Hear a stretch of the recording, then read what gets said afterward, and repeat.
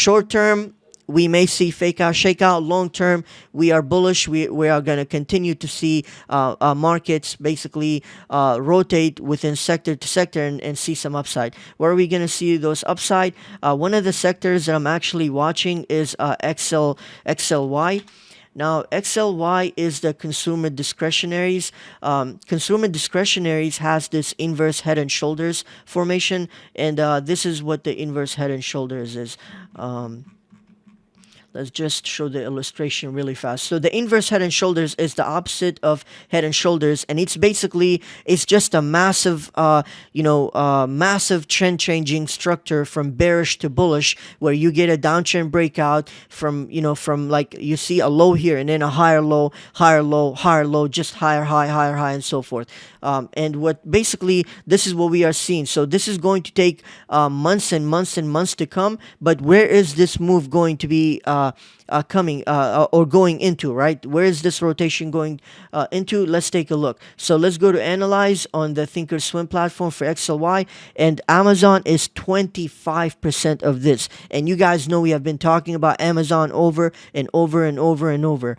Tesla, if you have been paying attention to our narrative, you know there has been some good bangers where I don't alert it, but it's really good. And Will 0924 knows, like Oracle. Oracle was a great example. But yeah, and I'm telling you guys, Tesla is going to be one to come. Tesla is 14% of consumer discretionaries, and HD is another one that's 8%. Then you got McDonald's, NKE, and so forth, but Starbucks, but mostly Amazon, Tesla, HD, those are the huge weights. Amazon itself is 25%. So if you do see pullbacks on Amazon, you're going to buy the dips, or I'm going to buy the dips on Amazon because there's a massive falling wedge formation, bullish falling wedge formation, and I'll show us.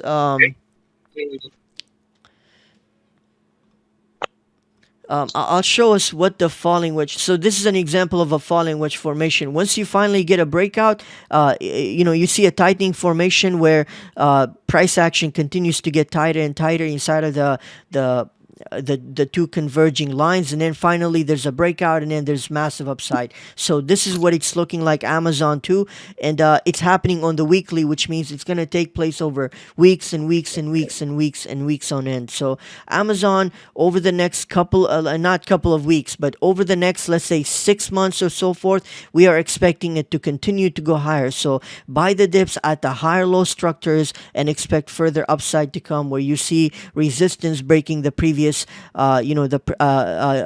basically price action breaking the previous resistance and seeing another higher high above it. Amazon is one, which is 25% of XLY.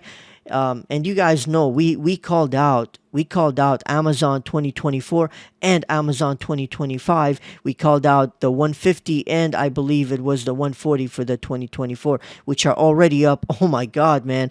This was at 5.0. It's at 11.0, you guys. I'm telling you, this long-term stuff is no joke, you guys. Always pay attention to these. But yeah, Amazon's one. And I'm telling you right now, I'm telling you about long-term, right? Tesla is one right now, you guys. What is Tesla doing? We just looked at an inverse head and shoulders pattern, right?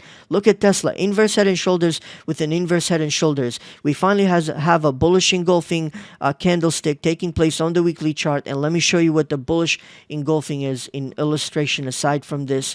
Let's go to candlesticks really fast.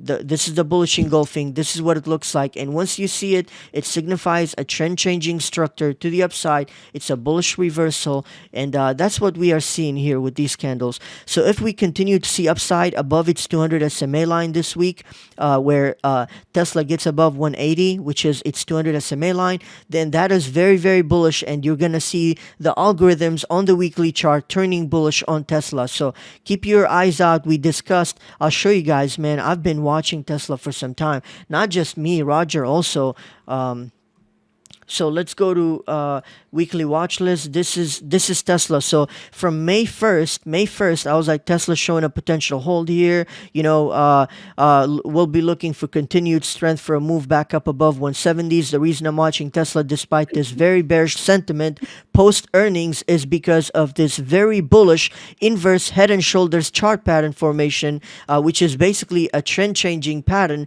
saying the stock went from making lower lows to a final low and then a higher low, and then that should be followed with a higher high structure because it is a bullish characteristic. So what are we seeing here? It literally touched our 180 price here. So if we see consolidation here at 180 and there's continued demand growth increase, then our next target is 210. And then for some reason, like Rain Bond was looking at Tesla and she was telling me that we could see as far as 230, and she gave me like honest to God, like I looked at it, it really does make sense. If Tesla does break this, its downtrend top is 380. So like if you see this gap being filled at 270, that's really not that impossible, if I should say. So this also would be the breakout target for this inverse head and shoulders. So I will be keeping my eyes out on this inverse head and shoulders. And one way to really benefit from this, I would say like one way would be to get the September 15, which are the 220 calls. The September 15 to 20 calls are 7.60. So if you can kind of like really try to watch price action patiently, wait for nice pullbacks and not be scared when market's coming down, then I would say grab that and just, if anything, you can add another position. You can use this strategy of adding another position on these long terms only if you can reward yourself with catching a very nice entry on the second contract. You must only do this for long-term swing trades, by the way.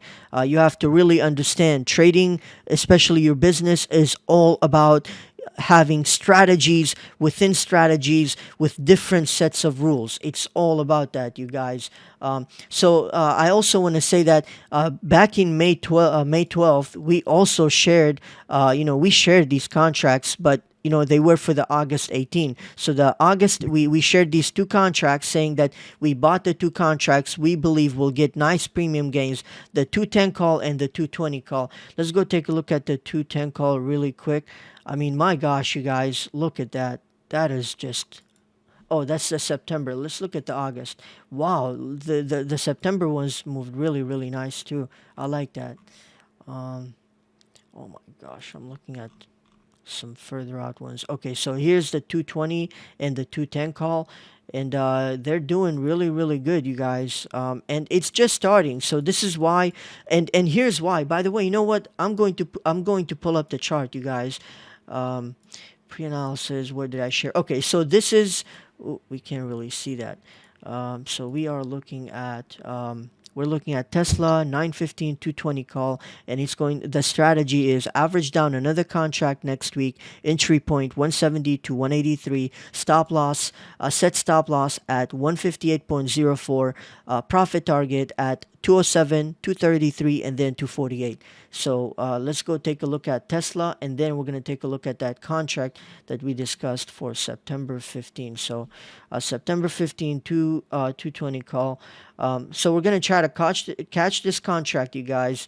We're going to catch this contract. And look at this, you guys. Like, honestly, when I saw that, I couldn't believe how cheap this was, man. It's something with Tesla, right? Every time I want to tell you guys, like I used to catch Tesla up here. There was a movement. Anyways, I don't want to extend into that. We'll talk about that, but I want to, I want to tell you guys this because I have experience with Tesla options. The options premiums move this way, where you see significant premiums crush because the volatility dies down for months and months and months on end, right? Where options contracts go from at one point trading at $5,900 to trading at $296. So it went from almost $6,000 to just $200, and then all the way back up to $4,100, and then all the way back down to $3. And then what do you think is going to happen next from here, team? we are going to see at least halfway to like $2,000. So even if we see that, that's going to be really good for us. And that's why I want us to capitalize on this move. You don't have to do weeklies where you just get burned by even any small news. If anything, if we get news that are basically affecting the company short term for like 2 days or something, it should give us the opportunity to actually average down and use it to our benefit. And one way to do that with this would be to buy long term. And yeah, this contract is really great. And if we go on the short term time frame, right? If we look at the daily chart, look at what's going on the daily. So even when price action was here for that contract, when price action was at 207, this contract was trading at $2,800. So if the stock catches steam really really fast, man, this could be some nice premiums on this contract where the risks are just really really great. And even if we go down to where our stop loss level is at like 158, you would only lose about, I mean, if anything, here's the strategy. We are supposed to lose 30%, right, on these contracts. We want to lose, I mean, I don't want us to lose 30%. But what I'm saying is, if we do lose 30%, right, sometimes we can use it to our benefit by averaging down and then basically making one of our contract free. And here's why this could be a pro, right, instead of a con.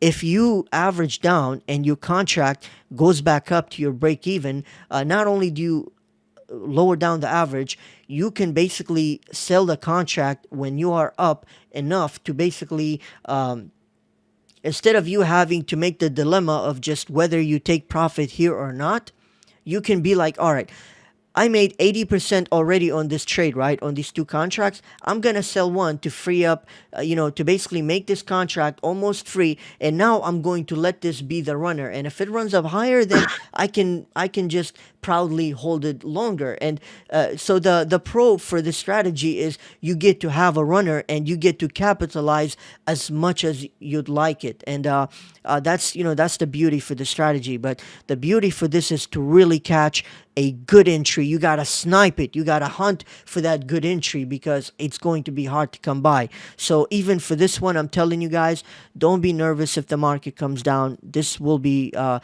great opportunity. Just even, let's say the market comes down in a couple of weeks, right? For some weird reason, like there was a little bit of panic or there was like a rumor or something, just instead of the September ones, extended another month by buying the October ones. But yeah, team, this is Tesla. I don't want to extend for too long. We talked about Tesla. Let's go talk about V. So, oh, by the way, team, I looked at one of our teammates sent me something with SeasonX where it tracks like stocks during the seasonalities and so forth.